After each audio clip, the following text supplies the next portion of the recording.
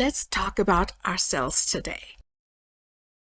Among all the world's major religions, there is a common ground where all paths meet and do agree about one particular tenet. That divine, no matter what name you call it by, be it God, Yahweh, Allah, Kali, or any other, is all pervasive or omnipresent, meaning he or she is everywhere simultaneously. This divine is also omniscient or all-knowing, omnipotent or all-powerful, and indestructible in its essence. If that is the case, that divine inherently contains all these characteristics, then the logical conclusion should be that such omnipotence pervades me too, isn't it? Then who am I? By looking at my exterior, I only see a body that comes into existence, lives for a while, and eventually dies. Other than the physical body, a person experiences this life through their mind and emotions, but these two disappear when the body dies. By this reasoning, then, I cannot be just this body, emotions, and mind, for all of it cease to be. Now the question arises, where is my indestructibility, that omniscience? To find that out, I shall have to look within myself. Most of us at one point or another may have had some experience of another indefinable self, known as the soul. The soul, also known as the inner being, or the psychic being, or even better defined in Sanskrit as the Antar-Atman. Invisible at present it may be, it resides behind your physical heart, slightly toward the right-hand side. The reason why one doesn't feel it all the time is because it mostly remains hidden behind the layers of mental being, emotional being, and the desire being in us, to name a few. A psychic being is an existence beyond the physical that goes through the process of transmigration when entering or leaving this world. It is only when it leaves the body that the body is declared dead. The psychic being is our true self. It is the divine within us. It is a nucleus in us where all characteristics of divine melt together. When one begins the great journey and starts to explore within for the sake of locating one's divine self, one has taken a step on the road to spirituality. Spirituality is not to be confused with spiritualism, which deals with the spirits of the deceased and the various realms in which they dwell. About that some other time. Our psychic being or the soul is our best of friends, who stands by us through thick and thin. It does not judge us, and it is never upset with us. Those who are in touch with their psychic being and listen to the suggestions and advice it gives tend to go through life much more smoothly as compared to others who neither know or recognize its existence within them. There is a story I happened upon once of how a man in his time of need got the opportunity to meet his psychic being. Years ago, when I was in San Francisco, I was playing with a radio dial to find a classical music station when I heard a male voice come across speaking with a great passion. With eyes clearly wet with tears, he exclaimed, "I cry every time I speak of him." Thus began the true story of how an African-American man once encountered his psychic being. Somewhere in the southern reaches of the country, this man was minding his own business when he was approached by officers and being unfairly accused, was arrested for committing a crime he did not commit. As he was taken into custody, he was hurt beyond words. No amount of professing his innocence could melt the hard notions of the authorities surrounding him.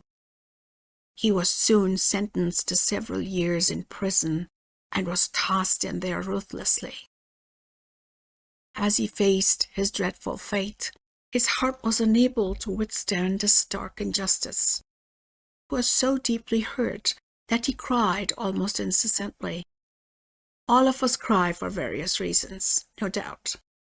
But sooner or later, our minds find a grounding in common sense or practicality of the situation, and our sense of compromise steps in, and we try to compose ourselves. In the face of such blatant discrimination, however, this imprisoned man could not collect himself enough to do any of that. One night, as he sat in his cell with his heart afire, something out of the ordinary took place. Within the confines of his cell, stepping out from within him, he saw a very serene and beautiful version of himself face him. He described how this glorious new version of himself looked back at him with the deepest of compassion and infinite love in his eyes. "This is unbelievable," he thought to himself. Was he hallucinating? Never could he imagine looking so divinely handsome or so calm and collected considering his desperate situation. It was then this being spoke to him. So gracefully he began explaining that he was his greatest friend, his inner self, and knew all about what had taken place with him lately. He went on to say that he had emerged in order to help him get through this dire time of need. Needless to say, the prisoner was lost for words. His psychic being consoled him as nothing else could. He was told that if he were to follow his directions, he one day would regain the freedom he deserved. He listened carefully to all that was said, and for the first time in days he wiped his tears away and began to feel better. The very next morning, he sent in a request for the academic education he was entitled to while in a jail. He was provided with books and, given the circumstance, was able to study as much as he liked.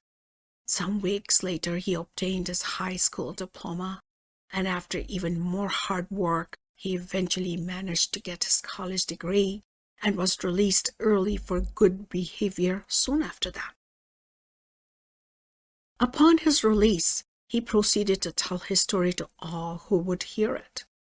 Various media platforms got wind of his story and invited him to share his experience with the public. In short order, he became very well known for his talks. During interviews, he would always cry while talking about it, and when he was asked why he cries, he would reply, "It is the love that I saw in his eyes when he stood in front of me. It is unforgettable. I felt it with my entire being. I could not imagine such love in this world of ours." No doubt, in our world, where we are constantly looking for love ourselves, we forget one great rule of this trait. One has to offer unselfish and unconditional love first in order to receive it from others. An observant saint once described our dilemma quite perceptively. Says he, "Everyone stands in front of the object of their love with a begging bowl." In other words, looking for love in others often appears as two beggars facing each other, with a bowl in hand, begging for each other's love, just hoping that the other will fill it up. Unlike such beggars, the psychic being truly knows how to love, as it is a part of divine, who loves us unconditionally without any expectation. Before this story, I had not heard of such an experience happening to anyone outside the realm of spirituality. Typically, seekers of the psychic being come by such experiences by aspiring, meditating, and employing other time-tested methods that have allowed them to come in touch with their true self. This and more I will explain in the second part of this video. Once my guru, one of the greatest, waved at me to join him. It was raining cats and dogs that morning. I was safe under a small shade on one side of the rain, while he sat rain-free under a roof on the other side. If I go now, I thought, by the time I reach him, I'll be soaking wet. I had recently arrived at the ashram, was in my early teen years, and wanted to follow as many rules as I could. He again beckoned me to come. I had no choice. I ran toward him. Yes, I was dripping all over when I reached him and washed him as he was writing something calmly. He looked up for a second, offered me his hand towel, and went back to finish his thought.